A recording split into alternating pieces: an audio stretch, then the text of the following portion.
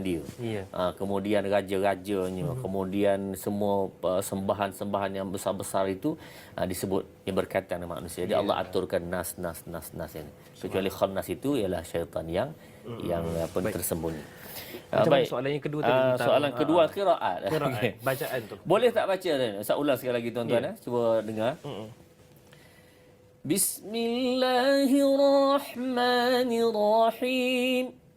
Qul a'udzu birabbin nas, malikin nas, ilahin nas, min syarril waswasil khannas, alladzi yuwaswisu fi sudurin nas, minal jinnati wan nas.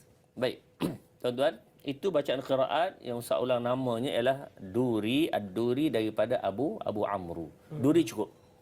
Kalau Tari nak baca, maka tahu Duri memadai. Baik. Semua nes ni kecuali khannas. Itu satu sahaja. Baik. Adakah berubah makna? Jawapannya tidak. Tidak ya doktor ya. Adakah dia benar pada Nabi? Ya. Mutawatir. Baik. Boleh baca dalam sembahyang? Boleh. Tak jadi masalah. Boleh, doktor, Boleh. Cuma kena beritahulah kepada makmum dulu nak baca tu. Malam ni saya nak baca bacaan Duri. Belajar kat mana? Belajar daripada tanyalah ustaz pagi ni. Alhamdulillah doktor ya. Terus aman tu. Boleh baca dengan syaratnya tahulah bacaan Ad-Duri dan di mana berubahnya tadi. Baik. Takut makmum kat belakang makmum tuling pula mata. Apa pula ni katanya. Ini wahyu baru turun pula dia kata. Ya. Okey baik doktor. Jadi itu keadaan dan cara dia lah. Itu dia. Moga menjawab soalan daripada Encik Omar tadi doktor ya.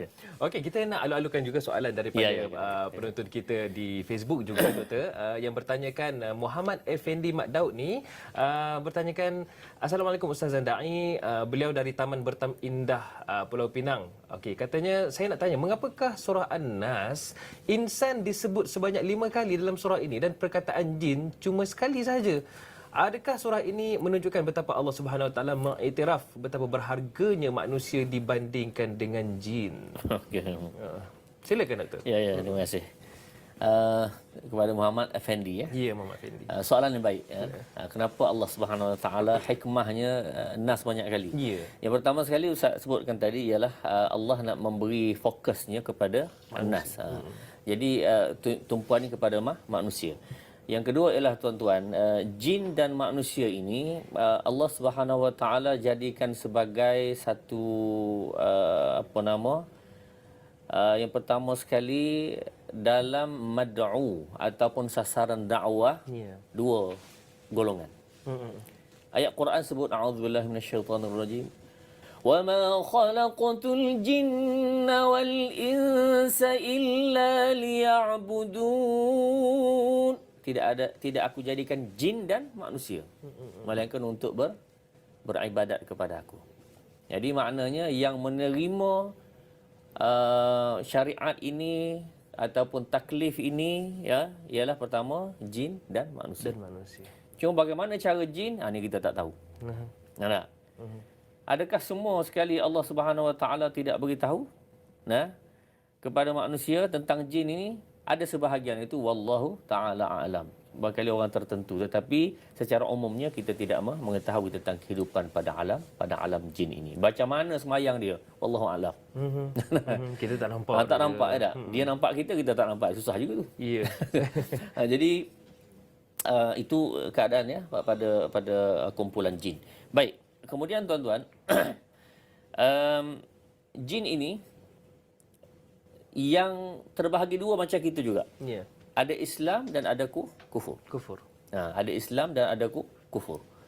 Dalam ayat surah Ahqaf tuan-tuan, wa idh sarafna ilayka nafaran minal jin yastami'una al-Quran falamma hadaruhu qalu ansitu falamma qudiya wallaw ila qaumihim munzirin. Dan ayat seterusnya itu qalu ya qaumana ajibu da'iyallahi wa aminu bihi. Yaghfir lakum min dhunubikum. Jadi Rasulullah ada pergi berdakwah kepada jin. Yang pada masa itu bawa Ibnu Mas'ud kata, Rasulullah kata, wahai Ibnu Mas'ud, kamu jangan keluar. Rasulullah buat ayat satu garisan keliling. Kamu duduk sini, jangan keluar. Walaupun ada perbincangan ulama kenapa Rasulullah buat begitu tu, sama ada nak menyelamatkan daripada dunia jin kah ataupun kerana bahaya kah, kerana semua sekali itu wallahu taala alam. Yang penting ialah tuan-tuan, Rasulullah itu Rasulullah pergi berdakwah kepada jin, dan sebahagian jin telah memeluk Islam. Tapi tuan-tuan, hakikatnya jin ni begitu banyak, lebih banyak daripada manusia.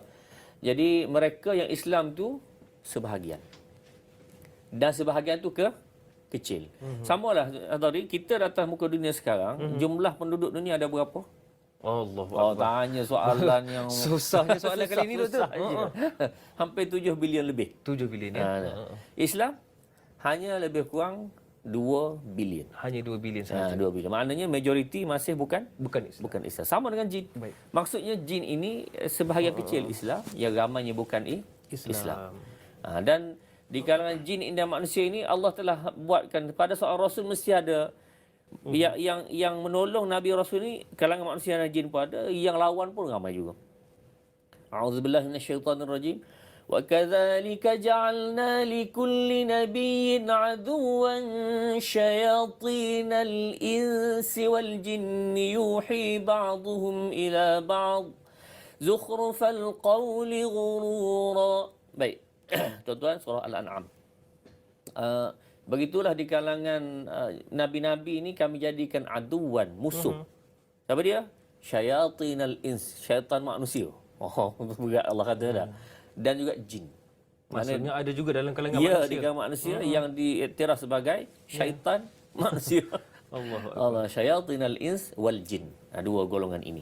Jadi maknanya tumpuan surah An-Nas ini kepada golongan manusia. Yang kedua adalah jin, yang mana disebutkan secara khusus oleh Allah Subhanahu Wa Taala. Kalau kita tanya malaikat mana? Malaikat tak masuk kira dalam hal ini. Dalam konteks ini tidak masuk kira.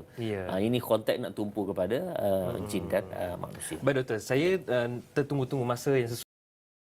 Every craving satisfied at every price.